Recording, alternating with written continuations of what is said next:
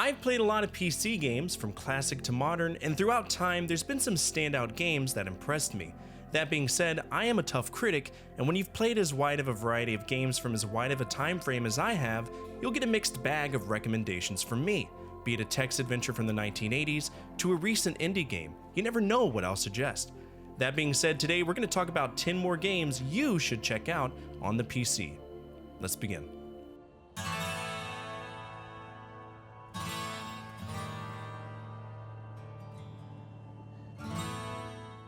I've always been a huge fan of Diablo, at least from Diablo 2 onward. I don't particularly enjoy Diablo 1, but it's still a great game. It's just very different from the others. Diablo 2, phenomenal game, one of my favorites. And then Diablo 3 came out.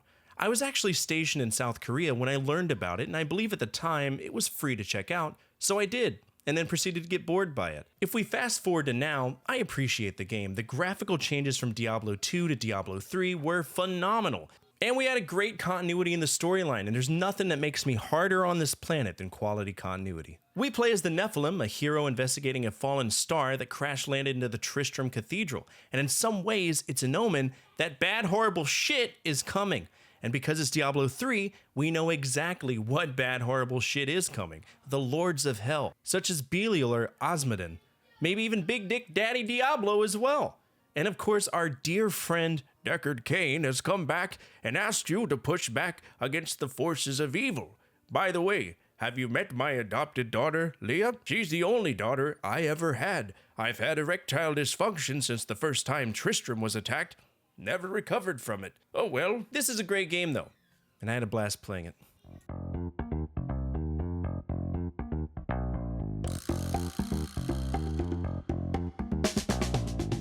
Live from Sony Picture Studios, it's America's game, Wheel of Fortune. I heard that a lot growing up. It was the show my grandfather watched religiously. Wheel of Fortune at night, right before the news. So I've always known how to play the game, and I think in some ways it led me to being interested in solving word puzzles. During my conquest on the company Rare, I had the chance to check out Rare's spin on the franchise. Oh, I'm getting old.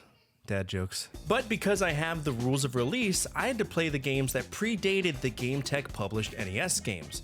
And for DOS games, they really aren't that bad. They have that early DOS era aesthetic, but who cares? It's an early DOS game. For those of you who are interested, there are 5 distinct different versions. Wheel of Fortune 2nd Edition, New 2nd Edition, New 3rd Edition, and Golden Edition. They all play the same, and for the most part, the only difference is if they have color or if they're piss yellow. Again, it boils down to preference. It's fun. They all averaged a S ranking for me, and that's not a ranking I give out willingly.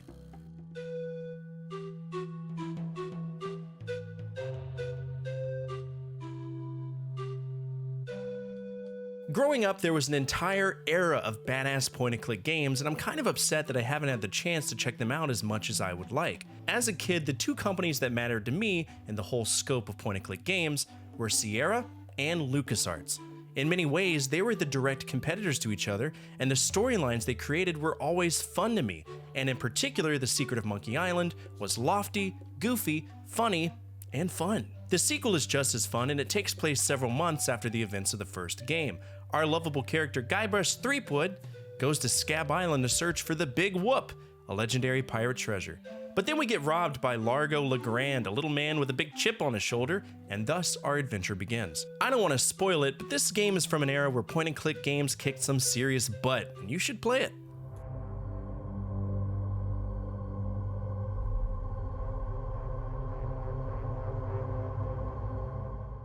You remember when YouTube was simple?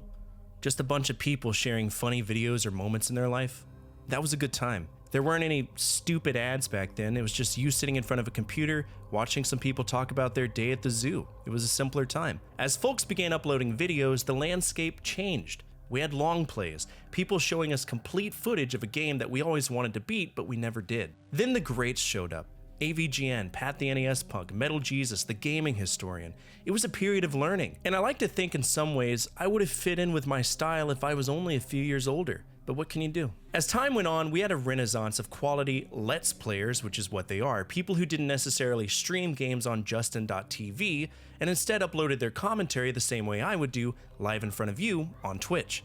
And if there was one game that skyrocketed these folks into relevance, it would be Five Nights at Freddy's. It's a simple horror game from a guy who used to make Christian games, Scott Cawthon. He took a simple idea and people ran with it. The amount of videos that stemmed from his lore was unfathomable. So many people were trying to interpret it.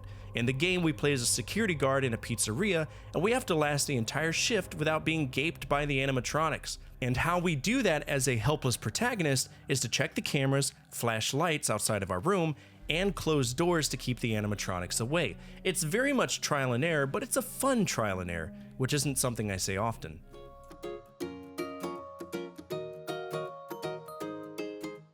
Let's take it back to something simple. Sesame Street, a show that's been around since the 60s and always had you wondering, how the fuck did anyone ever afford to live there? Then you see Oscar the Grouch in a trash can and realize, oh, that's probably the only housing I can afford in Manhattan. The 3 games that I played on stream were the Sesame Street Crayon, Letters for You, Numbers Count, and Opposites Attract, and each of them are very simple games. There's really nothing else of note to bring up because they are educational games. And as much as you might think, "Oh mate, why are you suggesting a shitty edutainment game from the 90s? Because I want to. The game is from a familiar franchise that was relevant in culture that consistently during its run has been progressive enough to mirror culture and society, and it taught us things that we needed to know about society. And for them to take the time to create a game series that teaches kids how to read, how to do math, and understand basic principles of grammar, that's dope to me. Good for them. As an adult, I don't expect you to play this, but I did, and I can say for your kids, this will be worth it.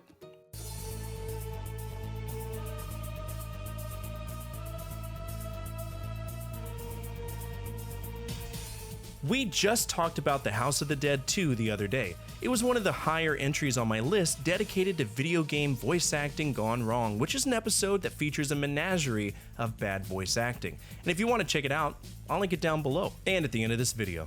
While the voice acting of House of the Dead 2 is very generic, it still has some charm to me. And as a kid of the 90s when arcades were more than high score games, this is one that I naturally gravitated to.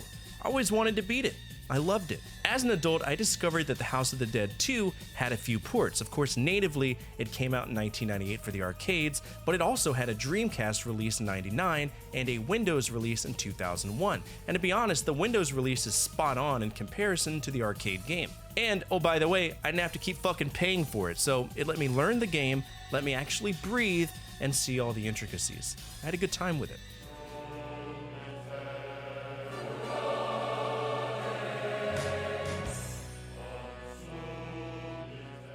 We talked about one point and click today, and that was one from LucasArts, but what about Sierra?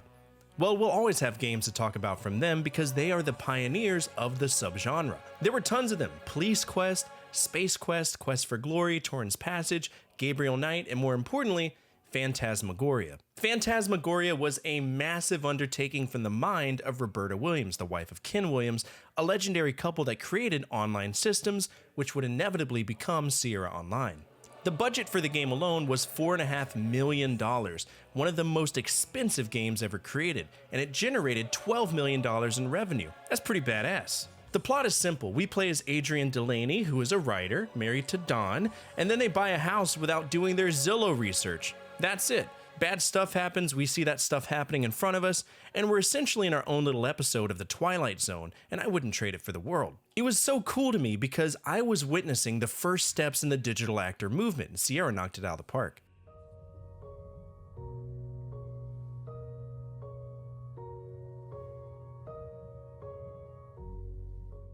I've mentioned often that I'm not a huge fan of survival games because for the most part they're all the same to me. There's this formula that most developers tend to use, and it involves landing in some bullshit area, usually accompanied with amnesia, finding mushrooms and other assorted bullshit before learning how to create more bullshit from the bullshit we learn. It's a tower of bullshit! Oh, and sometimes things are trying to kill you all the while you're trying to figure out what you need to do. But there are certain games that figured it out, and to me, Subnautica and Raft are two that stand out. Raft is a simple game. We're standing on a tiny wooden raft, and we need to scavenge debris to survive. We can expand our raft, and we have to constantly defend it and repair it from shark attacks, and also explore islands while uncovering clues about a world ravaged by rising sea levels. As the game goes on, we piece together the mystery of exactly what's happened to civilization, all the while trying to find a new home. For as simple as it is, it's tremendous fun, and natively it supports online co-op, so you can build a raft and float around with your friends. There are certain parts that are kind of cryptic, but that's fractional in comparison to the overall experience.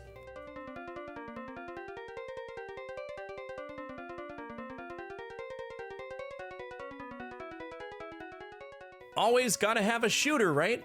You know I love my vertical shooters. And after having a field day with Raft or Call of the Shadows, I wanted to see if there were any other quality DOS-era vertical shooters that didn't make me feel like I was rubbing my dick against a cheese grater.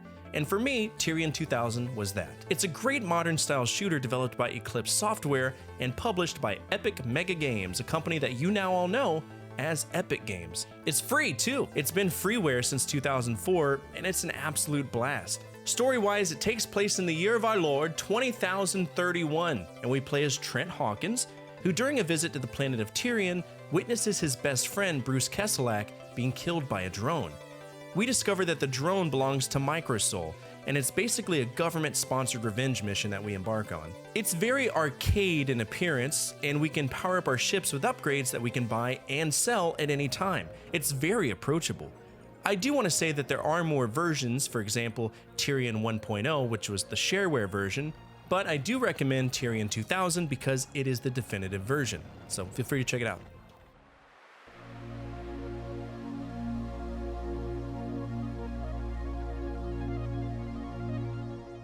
This is a game from my childhood in a few different ways.